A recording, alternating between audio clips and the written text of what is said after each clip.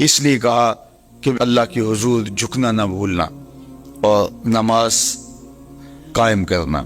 نماز کا تعلق اپنے آپ سے ہے کہ وہ اپنے آپ کو سنوارتا ہے، تقرب اللہ کے لیے اس کی اپنی عملی کوشش ہے۔ بندے اور خدا کا ایک ربط ہے نماز۔ اسی طرح یہ خیال کہ میرا مالک مجھے دیکھ رہا ہے، اس سے بھی تہذیب نفس ہوتی ہے، باطن کی تربیت ہوتی ہے۔ انسان ایک حصار میں آ جاتا ہے، ایک پہرے میں آ جاتا ہے کہ میرا اللہ مجھے دیکھ رہا ہے، اور پھر وہ قدم پھونک پھونک کے رکھتا ہے۔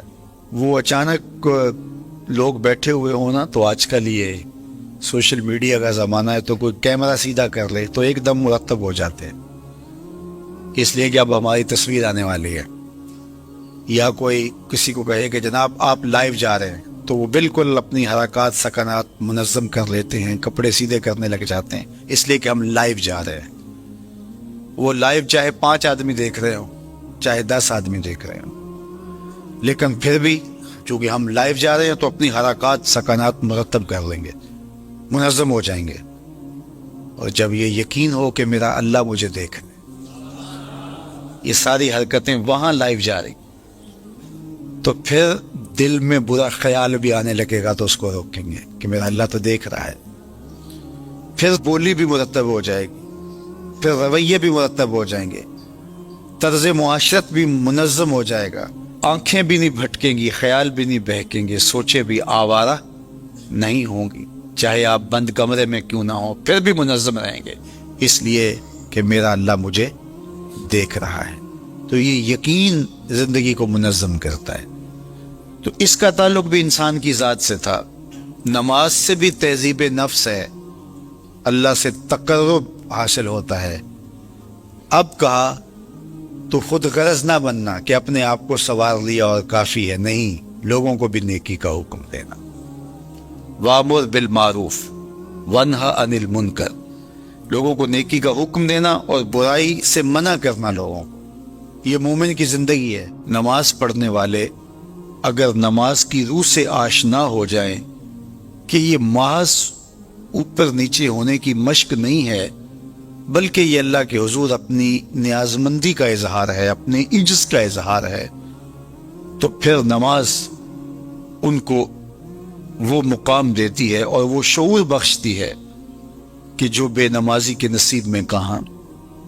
انسان کے اشرف اعضاء اس کے سر میں ہیں، بولنے کی قوت زبان سر میں، دیکھنے کی قوت آنکھیں سر میں، سننے کی قوت کان سر میں، سوچنے کی قوت دماغ سر میں، سونگھنے کی قوت ناک سر میں، اور یہ سر مالک کے در پہ۔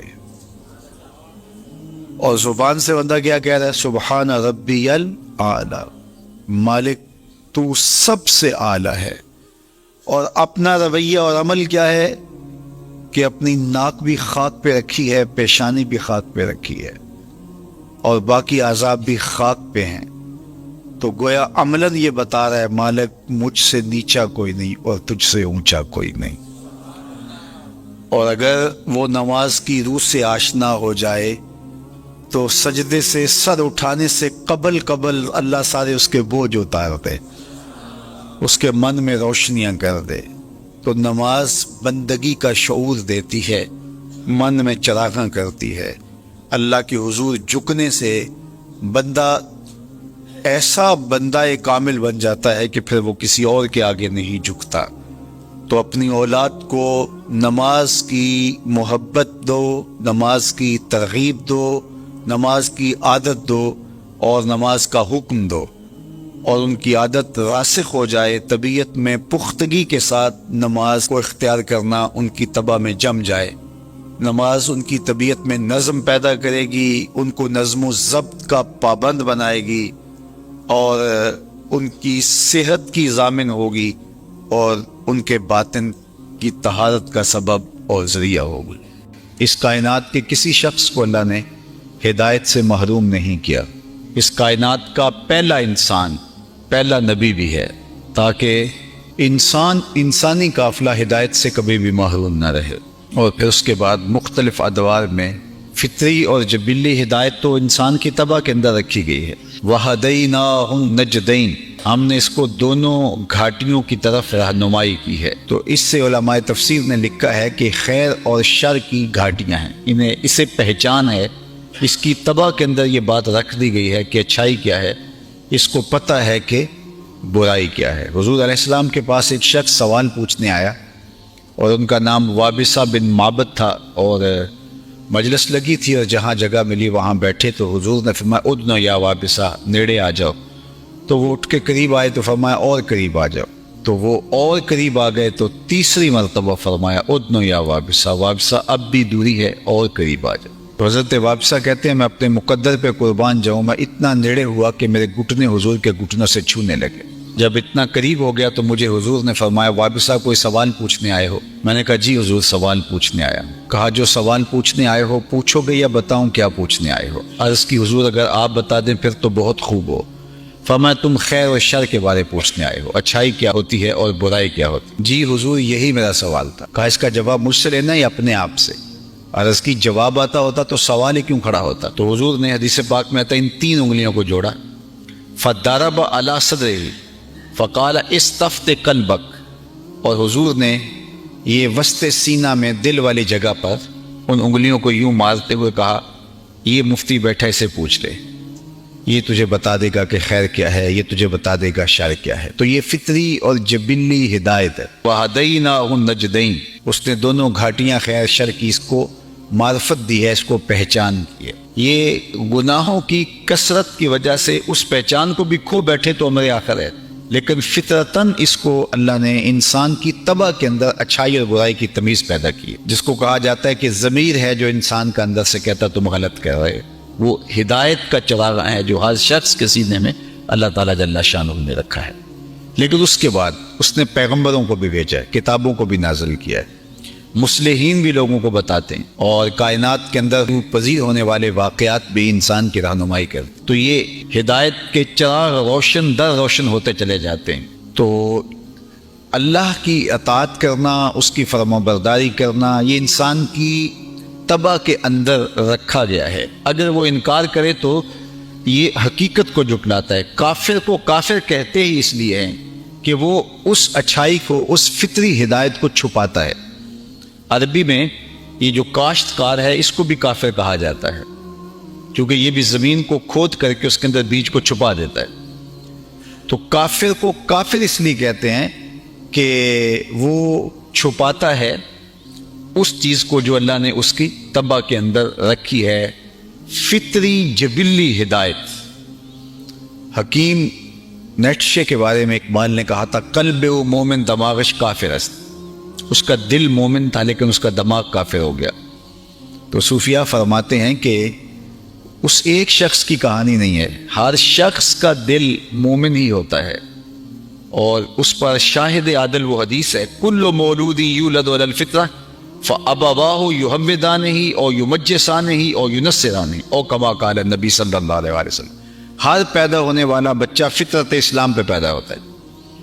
اب اس کے ماں باپ اس کو یہودی بناتے ہیں، عیسائی بناتے ہیں، مجوسی بناتے ہیں، ماحول اس کے اندر کفر پیدا کرتا ہے۔ لیکن اگر یہ کفر پیدا کرنے والا ماحول نہ ہو، اس کو فطرتاً یوں ہی چھوڑ دیا جائے، تو وہ معاد کا، آخرت کا انکار نہ کرے۔ اللہ تعالیٰ نے ایک جبلی ہدایت، فطری ہدایت اس کو ودیت کر رکھی جو اندر چراغ روشن ہوتا ہے، اور پھر وہ تھوڑی سی محنت سے ہی، پیغمبروں کی محنت سے، رسولوں کی محنت سے، وہ پھر ہدایت شعلہ جوالہ بن جاتی ہے۔ تو لیکن جن کو یہ صحبتیں میسر نہیں آتی، بری صحبتوں سے، وہ پھر بگاڑ میں چلے جاتے ہیں۔ مسٹر آرنلڈ جو فلسفے کا استاد تھا علامہ اقبال علیہ رحمہ کا، اس نے ایک کتاب لکھی دی پریچنگ آف اسلام۔ تو اس کے اندر اس نے لکھا کہ اسلام پوری دنیا کے اوپر کس طرح پھیل گیا۔ باقی بھی تو مذاہب تھے، لیکن اس تیزی کے ساتھ ایسے نہیں پھیلے جس طرح اسلام پھیلا۔ تو اس نے کہا کہ من جملہ وجوہات اور ذرائع میں سے ایک ذریعہ اسلام کے پھیلنے کا یہ ہے کہ اسلام میں سے ہر شخص کو یہ حق دیا گیا ہے کہ وہ دین کی تبلیغ کرے اور نیکی کا حکم دے اور برائی سے منع کرے۔ میرے حضور نے خطبہ حجۃ الوداع کے موقع پر 1,44,000 صحابہ سے مخاطبت کرتے ہوئے فرمایا فَلْيُبَلِّغِ الشَّاهِدُ الْغَائِبَ، جو موقع پہ موجود نہیں ہیں تم سب کی ذمہ داری ہے ان تک میرا پیغام پہنچا دو. بلغوا عنی ولو آیہ، میری جانب سے ایک آیت بھی آتی ہو تم نے اس کو آگے منتقل کرنا ہے. مومن ایک معاشرتی فرد ہے جو صرف اپنے آپ کو ہی نہیں بچاتا، دوسروں کو بھی بچاتا ہے، دوسروں کی بہتری کا ضامن ہوتا ہے. من رعا منکم منکرا فلیغیرہ بیدہ فإن لم یستطع فبلسانہ فإن لم یستطع فبقلبہ وذلک اضعف الایمان. فرمایا تم میں سے اگر کوئی شخص برائی ہوتے دیکھے تو ہاتھ سے منع کرے، اور اگر ہاتھ سے منع نہیں کر سکتا تو زبان سے روکے، اگر زبان سے بھی نہیں روک سکتا تو دل سے برا جانے. وذالک اضعف الایمان، اور یہ کمزور ترین ایمان کی علامت ہے کہ وہ دل سے برا جانا. اسے کم از کم زبان سے منع کرنا چاہیے، کوشش تو ہو کہ ہاتھ سے منع کرے. لیکن آج کل وہ کہتے ہیں جی اب کسی کو کہنے کا زمانہ نہیں رہا. کسی حد تک یہ بات سمجھ میں آتی بھی ہے کہ آج کسی کو اگر کہیں تو وہ الٹا ناراض ہو جاتا ہے، بلکہ کسی کی اولاد کو کوئی تربیتی بات کہیں تو والدین آگے کہتے ہیں کہ تمہیں کس نے حق دیا ہے. تو یہ بات اپنی جگہ پہ، لیکن کیا ہم اس سے کسی کو کہنا چھوڑ دیں گے؟ طریقہ کار خوبصورت ایسا رکھیں کہ جو حالات کا متقاضی ہو کہنا نہ چھوڑے. بعض کہتے ہیں کہ جی سانو کی لگے اپنے گھر میں کوئی چھاچ بجائے یا چلنے. یہ دور نہیں رہا، زمانہ نہیں رہا کسی کو کہنے کا. اگر اس فلسفے کو تسلیم کر لیا جائے اور یہ طے کر لیا جائے کہ ٹھیک ہے، تو پھر برائی سے منع کون کرے گا اور نیکی کا حکم کون دے گا؟ جبکہ اس امت کی ذمہ داریوں میں یہ شامل ہے کنتم خیر امت اخرجت للناس تامرون بالمعروف وتنہون عن المنکر. تم بہتر امت ہو. کیوں؟ اس لیے کہ تم لوگوں کو نیکی کا حکم دیتے ہو، برائی سے منع کرتے ہو. یہ اس امت کی ڈیوٹی ہے، ذمہ داری ہے اس امت کی. یہ امت سوچنے لگی ہے کہ جی یہ دور نہیں رہا، یہی تو دور ہے. جب شر پھیل گئی ہو، جب برائی فروغ پا رہی ہو، تو اب تو ضرورت اور زیادہ بڑھ گئی ہے. جتنا اندھیرا گہرا ہو جائے اتنے ہی تو چراغوں کی ضرورت ہوتی ہے. اور ہم یہ فلسفہ تراش کے اپنے نفس کو مطمئن کر لیا کہ یہ دور نہیں رہا کسی کو کہنے کا. حضور نے مثال بیان فرمائی کہ کشتی میں سارے لوگ قابض ہو کے اپنی جگہ کو طے کر کے بیٹھ جاتے ہیں اور سفر شروع ہو جاتا ہے، اور ایک شخص اپنے ہی حصے کی جگہ میں سوراخ کرنا شروع کر دیتا ہے، اور باقی اگر اس کا ہاتھ نہیں پکڑتے، اس کو روکتے نہیں ہیں اور کہتے ہیں ٹھیک ہے وہ اپنی جگہ پہ کر رہا ہے، اپنے گھر چھاچ بجائے چلنی، ہمیں کیا لگے. تو تھوڑی دیر کے بعد کشتی ڈوبے گی تو یہ بھی سلامت نہیں رہ پائیں گے. اور اگر اس کا ہاتھ پکڑ لیتے ہیں تو وہ بھی بچے گا اور یہ بھی ڈوبنے سے محفوظ رہیں گے. جب برائی پنپتی ہے، برائی کی نشو و نما ہوتی ہے، تو کیا وہ چنگاریاں ہمارے گھروں کو خاکستر نہیں کرتی؟ معاشرہ تباہ ہوتا ہے تو ہم اپنی اولادوں کو پھر کس طرح بچا پائیں گے؟ تو مل کے برائی کو روکنا اور نیکی کا حکم دینا یہ مسلم معاشرے کے تمام افراد کی ذمہ داریوں میں شامل ہے.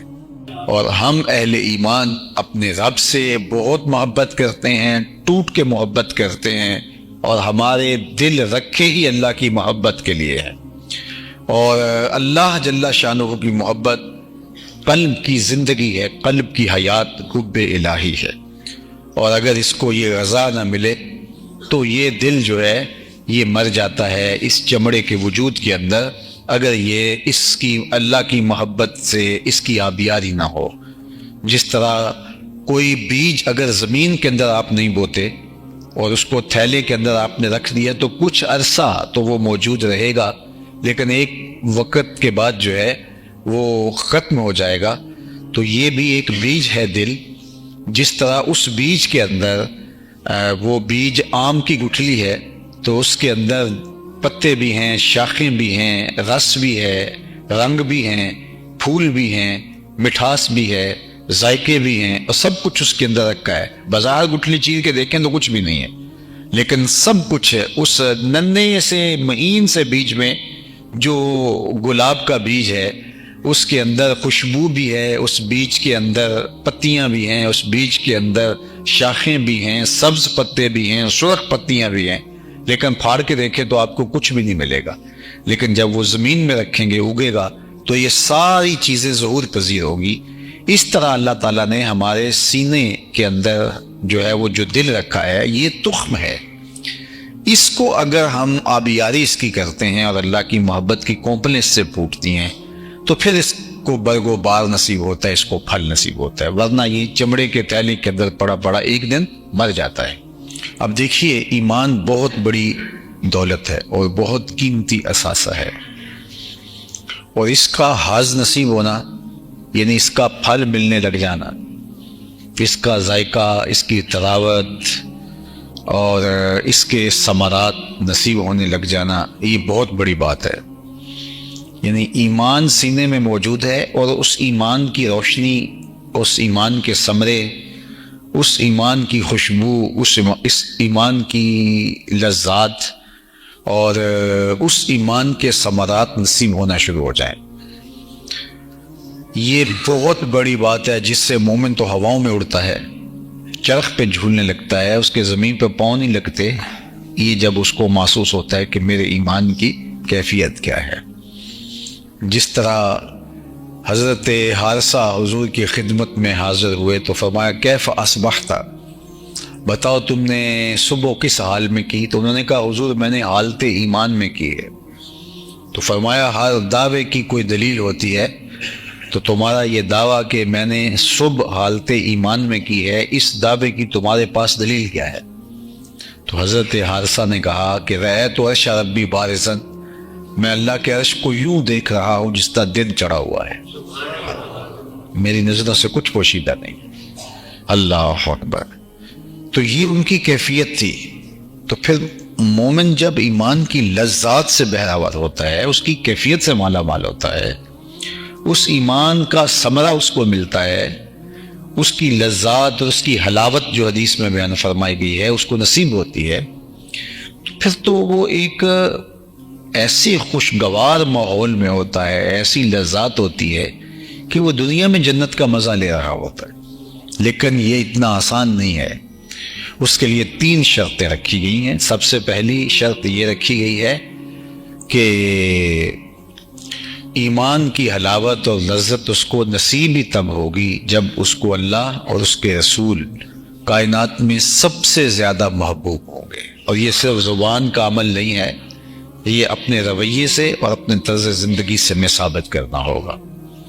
اور دوسری بات ارشاد فرمائی کہ اس کے لیے معیار جو ہے وہ اللہ اس کے رسول کی محبت ہو، وہ کسی سے بھی محبت کرتا ہو تو اس لیے کہ اللہ جل شانہ نے اس سے محبت کا حکم دیا، یہ رب سے نیڑے ہے، یہ رب سے قربت رکھتا ہے، اور شرعاً اس کی محبت میرے اوپر واجب، لازم، مسنون یا مستحب کی گئی ہے۔